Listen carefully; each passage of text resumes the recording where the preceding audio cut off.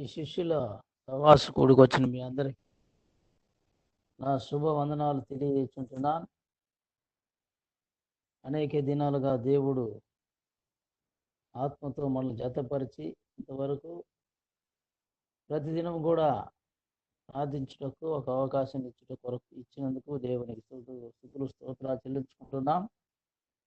ఈ దినం కూడా సాయంకాల సమయంలో ప్రార్థించటకు ముందుగా పరిశుద్ధ లేఖనంలో ఒక భాగాన్ని చదువుకొని క్లుప్తంగా ధ్యానించుకొని తదుపరి మన యొక్క విన్నపములు దేవుని యొక్క పాదాల దగ్గర పెట్టుటకు జీవముల దేవుడు మన సహాయం చేయను గాక. మత్తయి రాసిన సువార్త 5వ అధ్యాయము 6వ వచనాన్ని మనం చదువుకుందాం. 6వ వచనం నుండి 10వ వచనం వరకు చదువుకుందాం. మత్తయి రాసిన సువార్త 5వ అధ్యాయము 6వ వచనం నుండి 10వ వచనం వరకు నేను చదువుతాను, దయచేసి గమనించండి. నీతి కొరకు ఆకలి దప్పు గలవారు ధన్యులు, వారు తృప్తిపరచబడుదురు. కనికరం గలవారు ధన్యులు, వారు కనికరం పొందుదురు. హృదయశుద్ధి గలవారు ధన్యులు, వారు దేవుని చూచెదరు. సమాధానపరచువారు ధన్యులు, వారు దేవుని కుమారులు అనబడుదురు. నీతి నిమిత్తం హింసించబడు వారు ధన్యులు, పరలోక రాజ్యం వారిది. ప్రార్థించుకుందాం. ప్రేమగల నాయన, జీవముల తండ్రి, జీవాధిపతి, నిన్న నేడు ప్రభువా ఏకరీతిగా మా మధ్య ఉంటున్న మా దేవ, మీకు వందనాలు, స్తుతులు స్తోత్రాలు. అద్భుతకరుడైన తండ్రి, ఆలోచనకర్త, నిత్యుడొక తండ్రి, సమాధాన ప్రభు, మీకు వందనాలు. హృదయాలు పరిశోధించే దేవా, మీకు వందనాలు చెల్లించినాం ప్రభువా. ఇంతవరకు ఇచ్చిన జీవం కొరకే మీకు వందనాలు. కూడిక ప్రార్థన నుండి ఇంతవరకు మీ యొక్క ప్రసన్న తోడుకొంచే కాపాడినారు, మీకు స్తోత్రాలు. మీ జీవం కలిగిన పాటల ద్వారా, మాటల ద్వారా, రాయబడిన పాటల ద్వారా మీ నామ మహిమపరచబట్టుకు సహాయం చేశారు, మీకు స్తోత్రాలు. ఇప్పుడు కూడా తండ్రి, భయభక్తి అయిన సమయానికి మేము వచ్చిండగా ప్రభువా, ఈ లేఖన భావం చదివి ఉంటున్నాం, దాని క్లుప్తంగా ధ్యానించుడు కావాల్సిన జ్ఞానాన్ని దయచేయండి. నిలబడుతున్న ఎన్నికలు నేను కూడా ఎందుకు పడినాటి వాడిని ప్రభువా, కృపతో జ్ఞాపకం చేసుకో తండ్రి. నాలో ఉన్న ప్రతి మీకు విరోధమైన కార్యాల దయతో క్షమించి పరిశుద్ధపరచమని వేడుకొంటున్నాం ప్రభువా.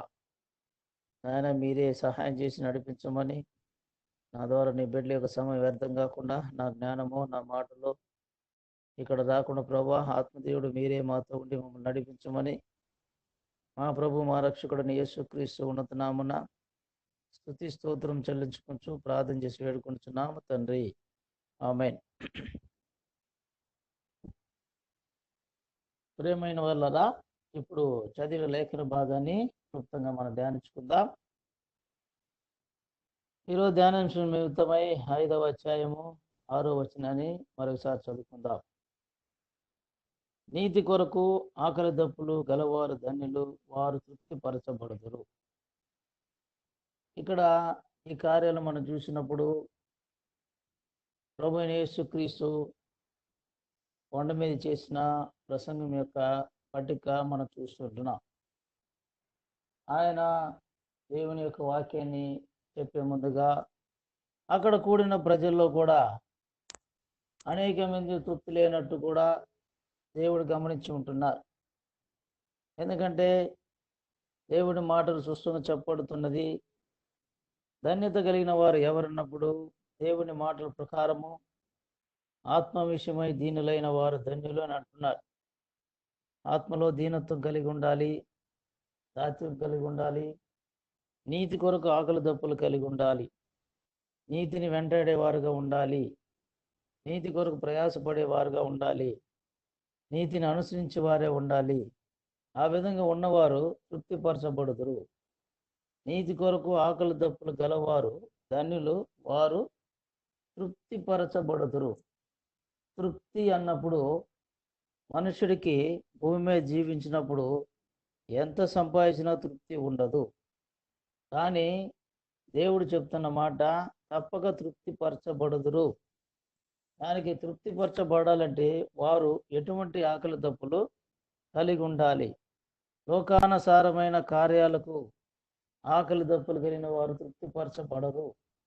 కానీ నీతి కొరకు ఆకలి దప్పులు గలవారు వారు తృప్తిపరచబడదు. మొదటిగా నీతి అంటే ఏంటి?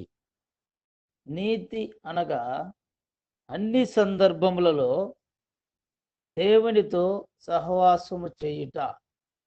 నీతిని అనుసరించినప్పుడు నీతి సూర్యుడైన దేవుని యొక్క గుణలక్షణాలు బయలుపరిచి చూపించుట.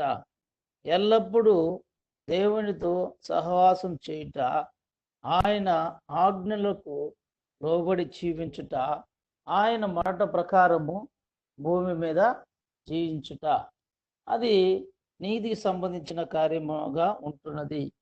కష్టమైనను, నష్టమైనను, బాధైనను, ఇరుకైనను, సంతోషమైనను, ఎటువంటి సందర్భంలో మనం ఉన్నా కానీ అక్కడ నీతిగా మనం ఉండాలి. అక్కడ మన ద్వారా దేవుని నామం మహింపరచబడాలి. పరిశుద్ధ గ్రంథంలో నీతిగా జీవించిన కొందరి యొక్క దేవుని దాసును మనం చూసినప్పుడు, ఉదాహరణగా ఆదికాండము 6వ అధ్యాయాన్ని మనం తిప్పుకుందాం. ఆదికాండము 6వ అధ్యాయానికి మనందరికీ బాగా తెలిసిన లేఖన భాగాలు. ఇక్కడ ఒక వ్యక్తిని మనం చూస్తున్నాం. ఆయన పేరు నోవహు అని మనం చూస్తున్నాం. కానీ నోవహు జీవితం చూసినప్పుడు అక్కడ నోవహు దేవుని ఎడల నీతిమంతుడుగా ఉంటున్నాడు. ఎందుకంటే 6వ అధ్యాయము మనం ఆ అధ్యాయాన్ని చదివి చూసినప్పుడు 5వ వచనములో నడుల చెడుతనము భూమి మీద గొప్పదనియు వారి హృదయం యొక్క తలంపుల్లోని ఊహలంతయు ఎల్లప్పుడు కేవలం చెడ్డదనియు యెహోవా చూచి. ఇక్కడ ప్రభువు భూమిని చూస్తున్నాడు. దేవుని ద్వారా సృష్టింపబడిన భూమిని, భూమి మీద నరులను చూస్తున్నాడు. ఎందుకు చూస్తున్నాడు? నేను నా కొరకై సృష్టించిన నా ప్రజలు ఎవరు ఉన్నారు, వారి జీవితాలు నాకు ప్రియంగా ఉన్నవా అని ఆయన చూసినప్పుడు, ఆయన ఈ వచన ప్రకారము ఆయన ఏమంటుందంటే, నరుల చెడుతనము భూమి మీద గొప్పదిగా ఉంది. అంటే చెడుతనము అనేది దేవునికి విరోధమైనది, పాపము అనేది దేవునికి విరోధమైనదిగా ఉంటున్నది. తర్వాత చూసినప్పుడు వారి ఊహలన్నీ కేవలం చెడ్డదని యెహోవా చూసి, తర్వాత చూసినంత మాత్రాన కాకుండా ఆయన తర్వాత ఏమంటున్నాడంటే, తర్వాత వచనం, తాను భూమి మీద నరులను చేసినందుకు యెహోవా సంతాపము నొంది తన హృదయములో నొచ్చుకొనును. చూడండి ప్రియమైన దేవుని బిడ్డలారా, దేవుని యొక్క ఉద్దేశము దేవుని స్తుతించాలని, దేవుని కొరకు జీవించాలని ఆదాము అవ్వలను దేవుడు సృష్టించిన ఉద్దేశం చూసినప్పుడు, ఆయన ద్వారా సృష్టింపబడిన సృష్టిని ఏలుటకు అధికారం ఇచ్చుట కొరకై ఆయన మానవుడు సృష్టించాడు. కానీ మానవుడు తన స్వబుద్ధిని ఆధారం చేసుకున్నందువల్ల, దేవుని మాటకు లోబడినందువల్ల తన ఆలోచనలన్నీ చెడ్డవిగా మారిపోతున్నది. అప్పుడు ఆయన ఏమంటున్నాడంటే, వారిని చూసి సంతాపడుతున్నాడు, వేదన పడుతున్నాడు. ఎందుకు నేను ఈ విధంగా సృష్టించాను అని వేదన పడుతూ ఉన్నాడు. అప్పుడు అక్కడ ఒక వ్యక్తిని కనుక్కుంటున్నాడు. ఆ వ్యక్తి నోవహు. ఆ వ్యక్తే నోవహుగా ఉంటున్నాడు. ఆయన ఎందుకు నోవహును కనుక్కున్నాడంటే, నోవహు అక్కడ నీతిమంతుడిగా ఉంటున్నాడు. చూడండి, ఒక నిమిషం ఆలోచించినప్పుడు అక్కడున్న ప్రజలంతా పాపంలో మునిగిపోతున్నారు. అక్కడున్న ప్రజలందరూ పాపంలో మునిగిపోతున్నప్పుడు నోవహు ఒక్కడే నీతిమంతుడు. ఈనాడు మనం చూస్తే మన సంఘాలు మనం అందరం దేవుని బిడ్డలమే, మనందరం రక్షింపబడిన వారం అయినను కూడా మనలో ఇంకా ఏదో కొన్ని కొరతలు ఉంటాయి. కానీ ఇక్కడ నోవహు చూసినప్పుడు ఆ సంతతిలోనే ఆయన నీతిమంతుడుగా ఉంటున్నాడు. 8వ వచనం, అయితే నోవహు యెహోవా దృష్టి యందు కృప పొందినవాడు. ఎప్పుడైతే దేవునికి నీతిగా జీవిస్తున్నామో, ఎప్పుడైతే మన యొక్క జీవితం ద్వారా దేవుని మహిమపరచబడుతుందో, అప్పుడు దేవుని కృప మనకి దొరికేదిగా ఉంటున్నది. ఈ యొక్క నోహు యొక్క నీతిమంతుడిగా ఉన్నందువలన ఆయనకు అనేకమైన శ్రమలు వచ్చింటాయి. ఆయన ఏం చెప్తున్నాడు? అయ్యా, నువ్వు ఒక ఓడ కట్టుకో, ఓడను కట్టే విధానం ఏంటి, దాని పొడుగు ఎంత ఉండాలి, వెడల్పు ఎంత ఉండాలి, ఇవన్నీ చెప్పినప్పుడు కూడా ఆ ప్రజలు ఆ నోవహును అనేకమైన ఎగతాళి మాటలు చేసి ఉండొచ్చు, పరిహాసమైన కార్యాలు కూడా చేసి ఉంటారు. అయినా కూడా వాటన్నిటిలో నోవహు గెలిచిన వాడై దేవుని ఎడల నీతిగా ఉన్నందువలన ఆయన అన్ని సందర్భములలో, కష్టాల మధ్య కానీ ఇరుకుల మధ్య కానీ, ఆయన దేవునితో ఉన్న సహవాసము గొప్పదిగా ఉంటున్నది. అందువల్ల అక్కడ దేవుని యెహోవా దృష్టి యందు కృప పొందినవాడు. తర్వాత చూస్తే నోవహు వంశావళి ఇదే. నోవహు నీతిపరుడును, తన తరములో నిందారహితుడై ఉండెను. నోవహు దేవునితో నడిచినవాడు. ఇక్కడ నోవహు నీతిమంతుడుగా ఉండడానికి కారణం ఏంటంటే, నోవహు దేవునితో నడిచినవాడు. దేవునితో నడవాలన్నప్పుడు దేవునితో సహవాసం చేయాలి, దేవుని ఆజ్ఞను గైకొనాలి. దేవుని మాటలు విన్నప్పుడు దేవునితో నడిచిన వారు, దేవునితో నడిచిన వారికి దేవుడు ఏమని పేరు పెడుతున్నాడు? నీతిమంతుడు అని. అప్పుడు నీతిమంతుడు అన్నప్పుడు అన్ని సందర్భాలలో కూడా అతను దేవునికి ప్రియమైన వాడుగా జీవించేవాడు ఉంటున్నాడు. మరొక వ్యక్తిని మనం చూసినప్పుడు ఆదికాండం 39వ అధ్యాయంలో ఇంకొక వ్యక్తిని మనం చూస్తున్నాం. ఆయన పేరు యోసేపు. యోసేపు జీవితంలో కూడా మనం చూస్తున్నాం. యోసేపు కూడా అనేకమైన శ్రమలు, అనేకమైన కష్టాల మధ్య బానిసగా అమ్మపోయినప్పుడు కూడా ఆయన అక్కడ యెహోవా యోసేపుకు తోడై ఉన్నందువలన యోసేపు అక్కడ ఏ విధంగా ఉన్నాడు? పరిశుద్ధతను కాపాడుకున్నాడు. తనకు కష్టాలు వచ్చినవి, శ్రమలు వచ్చినవి, శోధనలు వచ్చినవి, అయినా కూడా వాటిని జయించాడు. జయించి నీతిమంతుల యొక్క పట్టికలో యోసేపు పేరు కూడా వచ్చేటట్లు మనం చూస్తున్నాం. ఇంకొక వ్యక్తిని మనం చూసినప్పుడు ఉదాహరణగా భక్తుడైన యోబు గారి చరిత్ర కూడా చూడవచ్చు. యోబు గారిని గురించి ప్రభు అయిన దేవుడు గొప్ప సాక్ష్యం చెప్తున్నాడు. యోబు గ్రంథము 1వ అధ్యాయం 1వ వచనంలో, ఊజు దేశమందు యోబు అని ఒక మనుషుడుండెను. అతడు యథార్థవంతుడును న్యాయవంతుడై దేవుని యందు భయభక్తులు కలిగి చెడుతనమును విసర్జించినవాడు. ఇక్కడ ప్రభు సర్వ సృష్టిని సృష్టించిన సృష్టికర్త ఆయన ద్వారా సృష్టింపబడిన ఒక మనిషిని గురించి సాక్ష్యం ఇస్తున్నాడు. ఏమని ఇస్తున్నాడు? ఆయన తనలో ఉన్న ఆ గుణాలు, దాని ఉన్న క్వాలిటీస్ ఆయన చెప్తున్నాడు. ఆయన యథార్థవంతుడయ్యా, న్యాయవంతుడు, దేవుని భయభక్తి కలిగిన వాడు, తర్వాత చెడుతనం విసర్జించిన వాడు.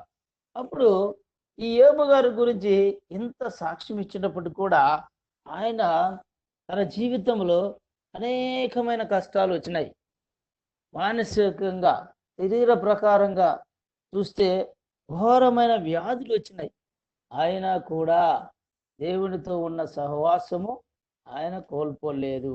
అంత దృఢమైన సహవాసం కలిగినందువల్ల యోబు తన జీవితంలో ఆయనగా ఒక నీతిమంతుని యొక్క పట్టికలో యోబు కనబడి ఉంటున్నాడు.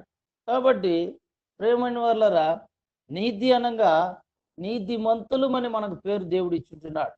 అనీతి నుంచి నీతిమంతులుగా మార్చబడుతున్నాం. నీతిమంతులుగా మార్చబడిన మన జీవితాల్లో మనము నీతిని అనుసరిస్తూ ఉంటున్నామా? నీతిమంతునికి తగిన అర్హత మనలో ఉంటున్నదా? మన మాటలు, ఆలోచనలు, తలంపులు, క్రియలు, ప్రతి విషయంలో మనం ఏ విధంగా ఉంటున్నాం? ఉదాహరణగా దేవుని బిడ్డలను చూస్తున్నాం, నోవహును చూస్తున్నాం. దేశమంతా పాపంతో నింపబడి ఉన్నప్పుడు నోవహు మాత్రం నీతిమంతుడు. యోసేపు జీవితం చూస్తున్నాం. కరువు కష్టాల్లో బానిసగా అమ్మబడినప్పుడు కూడా శోధన సమయంలో కూడా తన నీతిని కాపాడుకున్నాడు. యోబు గారి జీవితం ఘోరమైన వ్యాధులు వచ్చినాయి. శరీర ప్రకారంగా మానసికంగా ఒత్తిడి వచ్చినప్పుడు కూడా అతడు నీతిగా జీవించాడు. కాబట్టి ప్రార్థించుటకు వచ్చిన మన జీవితాల్లో మనం ఎంతవరకు నీతిని అనుసరిస్తూ ఉంటున్నాం. ఈ విధంగా నోవహును చెప్పినట్లు, యోసేపు చెప్పినట్లు, యోబు గారిని కూడా చెప్పినట్లు ఈనాడు దేవుడు మనకు సాక్ష్యం ఇవ్వగలడా? దేవుడు కాదు, సహపడి విశ్వాసం మనకు చెప్పగలడా? వాళ్ళని విశ్వాసి, గొప్ప విశ్వాసి, ఆ సహోదరుడు మంచి సహోదరుడు అని చెప్పగలరా? మనం పరీక్షించుకుందాం. చూసినప్పుడు తర్వాత నీతి కొరకు ఆకలి దప్పులు అనగా అంటే ఏమిటి? మొదటి నీతి గురించి చూసాం. తర్వాత నీతి కొరకు ఆకలి దప్పులు అన్నప్పుడు ఉదాహరణ మనము దేవుని దాసుడైన మోషే గురించి చూస్తున్నాం. నిర్గమకాండము 33వ అధ్యాయాన్ని తిప్పుకున్నట్లయితే, నిర్గమకాండము 33వ అధ్యాయము 11వ వచనం నుండి 18వ వచనం వరకు చదివినట్లయితే అక్కడ తప్పులు కలిగిన వాడుగా ఉంటున్నాడని మనం చూస్తున్నాం. ఇక్కడ 11వ వచనంలో మనుష్యుడు తన స్నేహితుతో మాట్లాడి యెహోవా మోషేతో ముఖాముఖం మాట్లాడుచు. ఇక్కడ మోషేతో ప్రభు ముఖాముఖం మాట్లాడుతున్నాడు. ఏమని మాట్లాడుతున్నాడు? మాట్లాడను తర్వాత అతడు పాలెంలోనికి తిరిగి వచ్చును. అతడు నూను కుమారుడు యెహోషువ అను యవనస్తుడు గుడారంలో నుండి వెలుపలికి రాలేదు. మోషే యెహోషువతో ఇట్లా ఏమంటున్నాడు? ప్రజలను తోడుకొని పొమ్మని నీవు నాతో చెప్తున్నావు, కానీ నాతో ఎవరిని పంపెదవని నాకు తెలుపలేదు. ప్రభు అంటున్నాయా, ఈ ప్రజలను తీసుకుని వెళ్ళయ్యా, నేను చెప్పే స్థలాన్ని తీసుకుని వెళ్ళు అన్నప్పుడు ప్రభు అయ్యా నువ్వు చెప్పింది మాట కరెక్టేనో, కానీ నన్ను తీసుకొని పొమ్మంటున్నావు, కానీ నాతో ఎవరు వస్తున్నారు అన్నప్పుడు ఆ తర్వాత నేను నీ పేరుని బట్టి నిన్ను ఎరుగునన్ను, నా కటాక్షం నీ కలిగినదని చెప్పింది కదా, కాబట్టి నీ కటాక్షము నా ఎడల కలిగిన ఎడల నీ కటాక్షము నా ఎడల కలిగినట్లు దయచేసి నీ మార్గము నాకు తెలుపుము, అప్పుడు నేను నిన్ను తెలుసుకుందును. ఇక్కడ ఏమంటున్నట్టు, ప్రభువా నన్ను వెళ్ళమంటున్నావు, ప్రజలు తీసుకుని వెళ్ళమంటున్నావు, మంచిదే, కానీ నాతో ఎవరు వస్తారు? అప్పుడు ఆయన అంటున్నాడు, నా మహిమ నీతో కూడా ఉంటుంది, నా సన్నిధానము నీకు తోడుగా వచ్చునని 14. అందుకు ఆయన, నా సన్నిధి నీకు తోడుగా వచ్చును, నేను నీకు విశ్రాంతి కలుగు చేశాను. ఇది నీతి కొరకు ఆకలి దప్పులు. ఇక్కడ ఒక కార్యాన్ని చేయాలన్నప్పుడు దేవుని సహాయము మనతో ఉండాలి. మన ఆలోచనలో, మన తలంపులో మనము తీర్మానం చేయకూడదు. దేవుని ప్రతి కార్యం చేసే ముందుగా, ప్రభువా ఈ కార్యం చేయాలనుకుంటున్నాను, మీ చిత్తం నాకు తెలియపరచుము, నీ చిత్తానుసారం నేను చేయటకు నాకు నేర్పించమని ఇక్కడ మోషేలాగా మనము దేవుని సన్నిధాన్ని కోరుకునే వారంగా ఉండాలి. ఎల్లప్పుడూ దేవుని యొక్క సన్నిధానం మనతో ఉండాలి. ఇంకొన్ని కీర్తనకారుడైన దావీదు యొక్క వాంఛను మనం చూసినప్పుడు కీర్తన గ్రంథము 63వ కీర్తన మనం తీసుకుందాం. 63వ కీర్తన 2వ వచనంలో ఈ విధంగా చదువుతున్నాం. ఏం చదువుతున్నాం? నీ బలమును నీ ప్రభావమును చూడవలనని పరిశుద్ధ ఆలయముందు నేనెంతో ఆశతో నీ తట్టు కనిపెట్టుచున్నాను. ఇక్కడ ఆయన బలాన్ని, ఆయన ప్రభావాన్ని చూచుటకు ఆలయములో కనిపెట్టుకుంటున్నాడు. కాబట్టి దేవుని ఇల్లు మహిమ, దేవుని ఇంటిలో సమస్తం జరుగుతుంది చూస్తున్నాం. కాబట్టి సంఘానికి వెళ్ళుట, సంఘంలో ప్రార్థించుట, ఈ కార్యాలు మనం ఎన్నటికీ కూడదు. ఈనాడు విశ్వాసుల మధ్య చూసినప్పుడు ఆదివారానికి ఇచ్చిన ప్రాముఖ్యత మిగతా సంఘ ప్రార్థనలకు, ఉపవాస ప్రార్థనలకు ఎవరు? ఆదివారం మాత్రం ఏదో బాధ్యతగా నేను దేవుని ఇంటికి వెళ్ళాలి అని అనుకుంటారు. కాదు ప్రేమని వాళ్ళారా, అపోస్తుల కార్యంలో 2:42 వచ్చిన ప్రకారము ఒక విశ్వాసికి 4 కాళ్ళు ఉండాలి. ఒక చైర్‌కి ఏ విధంగా 4 కాళ్ళు ఉంటున్నాయో, ఆ విధంగా ఒక్కొక్క విశ్వాసికి 4 కాళ్ళు ఉండవలసిందిగా మనం చూస్తున్నాం. అదే ఆ కార్యాన్ని అపోస్తల కార్యములు 2:42 మనం చదివినప్పుడు ఏముందంటే అక్కడ అపోస్తల బోధ యందును, సహవాసమందును, రొట్టె విరుచుట యందును, ప్రార్థన చేయుటయందును ఎడతెగక ఉండాలి. ఈ 4 కార్యాల్లో కూడా మనం ఉండాలి. దేవుని ఇంటిని ఎప్పుడు ప్రేమించేవారుగా మనం ఉండాలి. అది ఎప్పుడైతే దేవుని ఇంటి మీద నీకు అటువంటి వాంఛ కలుగుతుందో అప్పుడు నీవు నీతి కొరకు ఆకలి దప్పులు కలిగిన వారుగా ఉంటావు. ఇంకా అపోస్తలుడైన పౌలు యొక్క ఆకలి దప్పులు ఏంటిని చూసినప్పుడు ఫిలిప్పీయులకు రాసిన పత్రిక 3వ అధ్యాయము 9-10 వచనాలు మనం చదివినట్లయితే చక్కగా అపోస్తలుడైన పౌలు యొక్క వాంఛను మనం చూస్తున్నాం. ఫిలిప్పీయులకు రాసిన పత్రిక 3వ అధ్యాయము 9-10 వచనాలు. క్రీస్తును సంపాదించుకొని ధర్మశాస్త్ర మూలమైన నా నీతిని కాక క్రీస్తునందులి విశ్వాసములైన నీతి అనగా విశ్వాసమును బట్టి దేవుడు అనుగ్రహించిన నీతి గలవాడనై ఆయనందు అగపడు నిమిత్తము. ఇక్కడ దేవునికి ముందు నేను నీతి గలవాడుగా అగపడాలంటే నేనేమి చేయాలి? ఏ విధము చేతనైనను మృతుల్లో నుండి నాకు పునరుద్ధానము కలగవలనని ఆయన మరణ విషయములో సమానుభావం గలవాడనై ఆయనను ఆయన పునరుద్ధాన బలమును ఎరుగు నిమిత్తము ఆయన శ్రమలలో పాలివాడొకటి ఎట్టుతో ఎరుగు నిమిత్తము సమస్తం నష్టపరుచుకుని వాటిని పెంటతో సమానం ఎంచుకుంటున్నాను. ఇక్కడ దేవుని యొక్క మరణములో ఆయన కూడా పాలి భాగస్తులు కావాలి. ఎందుకు అన్నప్పుడు ఆయన దేవునికి ముందుగా నీతి గలవాడుగా ఉండాలని. కాబట్టి మన జీవితాలు కూడా ఈ ముగ్గురు యొక్క జీవితాలు అక్కడ మోషే గారు ఏమంటున్నాడు? నీ సన్నిధి నాతో ఉండాలయ్యా అంటున్నాడు. తర్వాత దావీదు గారు ఏమంటున్నారు? దేవుని ఇంట్లో నీ ప్రభావాన్ని, నీ బలమును నేను చూడాలి. ఇంకను అపోస్తలుడైన పౌలు యొక్క జీవితంలో ఏ విధంగా అయినా దేవుని యొక్క శ్రమలలో నేను పాలువాడేట్టుదో దాన్ని తెలుసుకోవాలని, ఇటువంటి నీతి కొరకు ఆకలి దప్పులు కలిగిన వారుగా ఉంటున్నారు.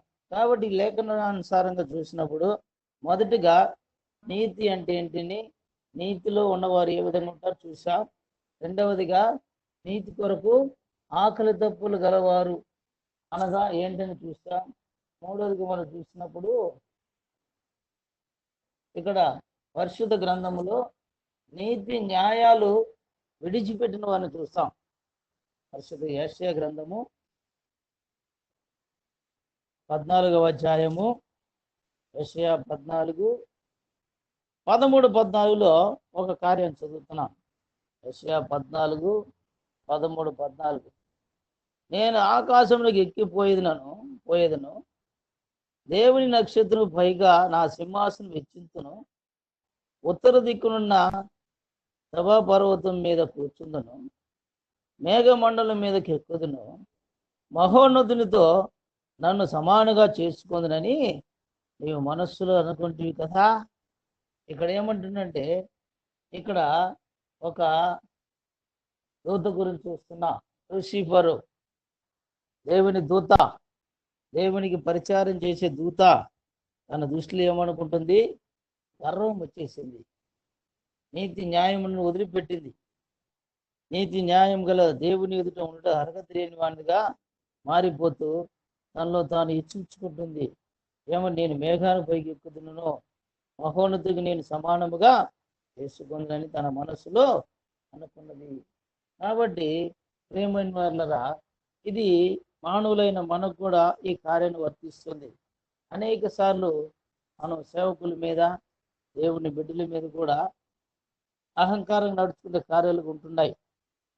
బైబిల్ జ్ఞానం కొంత తెలిసినందువలనే నేను కూడా సేవకుల కంటే ఎక్కువగా బోధించగలను, గొప్ప సేవకులను నేను కూడా బోధించగలని కార్యాన్ని అనుకుంటాం. అట్లా కాదు, ప్రతి విషయంలో మనం పోల్చుకోవాల్సింది మనుషుల్ని కాదు, దేవుని పోల్చుకోవాలి. దేవునితో పోల్చుకున్నప్పుడు ఏమాత్రం మనం అర్హత లేని వారం. కాబట్టి మన జీవితాల్లో అహంకారము, గర్వము అనేది ఉండదు. కొంతమంది ప్రార్థనలు కూడా చూస్తే దేవునికే పాఠం చెప్తారు, దేవునికే పాట నేర్పించేవారుగా ఉంటారు. అవన్నీ కాకుండా మనల్ని మనము రక్షించుకోవాలి. ప్రతిదినము మన సహపాఠి విశ్వాసతో పోల్చి చూసుకోకూడదు. దేవునితో మనం పోల్చి చూసుకొని మనము లూసిఫర్ లాంటి గర్వం కానీ, లూసిఫర్ లాగా హెచ్చించు స్వభావం మనలో ఉండకుండా నీతి న్యాయాన్ని జరిగించేవారుగా ఉండాలి. మరొక వ్యక్తిని మనం చూసినప్పుడు దానియేలు గ్రంథము, అక్కడ ఒక వ్యక్తి తను తాను హెచ్చించుకుంటున్న కార్యాలు చూస్తున్నాం. నీతి న్యాయాలు వదిలిపెట్టిన వాడుగా ఉంటున్నాడు. దానియేలు గ్రంథము 4వ అధ్యాయము 29, 32 వచనాల వరకు మనం చదివినట్లయితే, దానియేలు 4వ అధ్యాయము 12 నెలలు గడిచిన పిమ్మట అతడు తన రాజధాని యొక్క బబులోను నగరనందు సంచరించుండగా, రాజు బబులోను ఈ మహా విశాల పట్టణము నా బలాధికారమున నా ప్రభావ ఘనతకు కనపరచుటకై నా రాజధాని నగరముగా నేను కట్టించినది కదా అని తనలో తాను అనుకున్నాడు. ఏమంటాడు ఈ మాట చక్కగా మనం చదివినట్లయితే చక్కగా చెబుతుండు.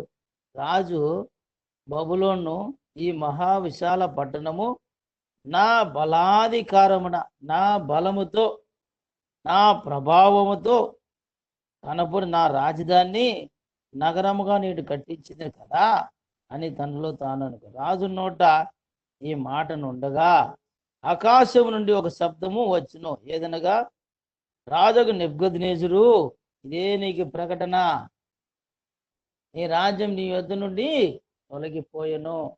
కాబట్టి ప్రేమ లూసిఫర్ లాగా నెబుకద్నెజరు కూడా నా బలముతో నేను చేశాను, నా ప్రభావంతో నేను కట్టించాను అని అన్నప్పుడు వెంటనే తన యొక్క అహంకారము అణిచివేయబడుతుంది. కాబట్టి నేను నేను నేను చేశాను, నేను ఇచ్చాను అనే ఒక మాట మన జీవితాల్లో కనపడకూడదు. ఈనాడు మనం జీవంతో ఉన్నామంటే కేవలం దేవుని కృప. ఒక ఉద్యోగం ఉన్నది, ఒక ఆస్తి సంపాదించుకుంటున్నాము, జీవంతో ప్రతి విషయం కూడా దేవుని కృప మాత్రమే. ఉదయం లేచి రాత్రి మళ్ళీ ఇంట్లో ఉన్నామంటే అది దేవుని కృప మాత్రమే. కాబట్టి ఏ విషయంలో మనము అహంకారంగా నడుచుకుంటకు నేను చేశాను, నా బలము, నా జ్ఞానము అనే అనే సమస్య ఎక్కడ కూడా ఆ మాట మన జీవితంలో కనపడకూడదు. ఎందుకంటే ఉదాహరణగా చూస్తున్నాం, లూసిఫర్ని చూసాము, తర్వాత నెబుకద్నెజరుని చూశాను, ఇంకనూ మరో వ్యక్తిని చూసినప్పుడు లూకా సువార్త 12వ అధ్యాయంలో ఒక వ్యక్తిని చూస్తున్నాం. లూకా సువార్త 12వ అధ్యాయంలో ఒక వ్యక్తిని మనం చూసినప్పుడు లూకా సువార్త 12వ అధ్యాయము 16వ వచనంలో, మరియు ఆయన వారితో ఉపమానం చెప్పెను, ఒక ధనవంతుడు భూమి సమృద్ధిగా పండెను. అప్పుడు అతడు నా పంట సమకూర్చుకుంటకు నాకు స్థలం గనక నేనేమి చేతును తనలో తాను ఆలోచించుకొని, నేను ఇలాగ చేతును, నా కొట్లు విప్పి వాటికంటే గొప్ప వాటిని కట్టించి అందులో నా ధాన్యమంతటిని, నా ఆస్తిని సమకూర్చుకొని, ఇక్కడేమో నా ప్రాణమా, ప్రాణముతో ప్రాణమా, అనేక సంవత్సరములకు విస్తారమైన ఆస్తి నీకు సమకూర్చబడి ఉన్నది, దుఃఖించుము, తినుము, త్రాగుము, సంతోషించుమని చెప్పుకుంటున్నాను కూడాను. ఇక్కడ ధనవంతుడు యొక్క పంట గొప్పగా పండింది. అప్పుడు ఆయన తన ప్రాణంతో చెప్తున్నాడు, నా ప్రాణమా దుఃఖించుము, తినుము, త్రాగు. అంటే అతను ఏమనుకుంటుంటే నా ద్వారా పంట పడినది, నా ద్వారా ఆస్తి సమకూర్చబడినదని తన హృదయంలో గర్విస్తూ నీతి న్యాయాలను వదిలిపెట్టిన వాడుగా ఉంటున్నాడు. ఇది ఎవరి ద్వారా జరిగిందని ఆలోచించిన వాడుగా ఉన్నప్పుడు ఆయనకు వచ్చే జవాబు చూడండి. అయితే దేవుడు, ఎర్రివాడా, ఈ రాత్రి నీ ప్రాణం నడుపుతున్నాను, నీవు సిద్ధపరిచినది యవనవశమగును చెప్పాను. దేవుని ఏళ్ళ ధనవంతుడు కాక తన కొరకు సమకూర్చును అలాగనే చెప్పాను. కాబట్టి ప్రియమైన వాళ్ళరా, వెంటనే తన అహంకారాన్ని దగ్గర జవాబు వస్తుంది. ఈ ముగ్గురు వ్యక్తులు కూడా నీతి న్యాయాలు వదిలిపెట్టిన వారుగా ఉంటున్నారు. కాబట్టి నీతి న్యాయాలు వదిలిపెట్టి దేవుని మాటను వినక తమ స్వబుద్ధిని ఆధారం చేసుకొని తమ మనస్సు తమ ఆలోచన ప్రకారం జీవించిన వారి యొక్క ముగింపు దేవుడు వెంటనే చూపించేవాడుగా ఉంటున్నాడు. కానీ ఇక్కడ మనం చూసినప్పుడు వీరి యొక్క స్థితి ఏమవుతుంది? వెర్రివాడా, బుద్ధి చెప్పాల్సిన పని వస్తున్నది. ఎందుకంటే కాబట్టి ప్రేమైన వాళ్ళారా, ప్రార్థించుకొచ్చిన మన జీవితాల్లో నీతి కొరకు ఆకులు తప్పిలిగిన వారి యొక్క కార్యాన్ని మనం గమనిస్తూ ఉంటున్నాం. నీతి అనగా అన్ని సందర్భములలో దేవుని ఎడల నీతిగా జీవించుట. తర్వాత చూసినప్పుడు మనం నీతి కొరకు ఆకలి దప్పులు కలిగి ఉండాలి. నీతి కలిగిన కార్యాలు చేయుటకు మనము ఆకలి దప్పులు కలిగిన వారుగా ఉండాలి. అంతేకాకుండా మన జీవితంలో ఏ కార్యమైనా కానీ నీతి న్యాయము లేని కార్యాలు మనము చెయ్యకూడదు. మన కుటుంబ విషయాలు కానీ, మన సంఘంలో ఉన్నప్పుడు కానీ, మన పరిచర్య విషయాలు కానీ, ఎక్కడున్నా కానీ నీతి న్యాయాలు లేని కార్యాలు మనము చేయకూడదు. ఈ సంఘమైనను కుటుంబమైనను ఎక్కడైనా నీతికి విరోధమైన కార్యాలు జరుగుతున్నప్పుడు వాటిని మనం ఏం చేయాలి చూసి ఊరకుండకూడదు. మన విశ్వాసులు తప్పైన మార్గం వెళ్తున్న వాళ్ళు గద్దించాలి. సంఘములో నీతిగా లేని ప్రజలు నీతికి విరోధమైన కార్యాలు చేస్తున్నప్పుడు వారిని హెచ్చరించాలి. కానీ హెచ్చరించకుండా వారు చేసేది మంచిదని వారిని మనము ఉత్సాహపరిచే వారంగా ఉండకూడదు. ఆ విధంగా ఉన్నట్లయితే దేవునికి హెచ్చరిక నెబుకద్నెజరుకు వచ్చినట్లు మనకు కూడా వస్తున్నది. తర్వాత మనం చూసినప్పుడు కాబట్టి మన జీవితంలో మనము ఏ స్థితిలో ఉన్నాం. అందుకే చివరిగా మనం చూసినప్పుడు మనము నీతి కొరకు ఆకలి దప్పులు కలిగి ఉంటే ప్రతిఫలం ఏంటి? వారు తృప్తిపరచబడతారు. కాబట్టి ప్రియమైన దేవుని బిడ్డలారా, ఈ ప్రార్థించుకొచ్చిన మన జీవితంలో మనం ఎటువంటి ఆకలి దప్పులతో ఉంటున్నాము? నీతి కొరకు ఆకలి దప్పును కానీ వ్యక్తులుగా మనం ఉంటున్నామా? నీతిని జరిగించేవారుగా ఉంటున్నామా? దేవునికి ప్రియమైన కార్యాలు ప్రతి సందర్భములో మనం చేస్తూ ఉంటున్నామా అని మనం పరీక్షించుకోవాలి. ఎప్పుడైతే మనం పరీక్షించుకొని నీతి కొరకు ఆకలి దప్పులు కలిగి ఉంటామో అప్పుడు దేవుని ద్వారా గొప్ప ఆశీర్వాదాన్ని మనము పొందగలుగుతాం. 23వ కీర్తన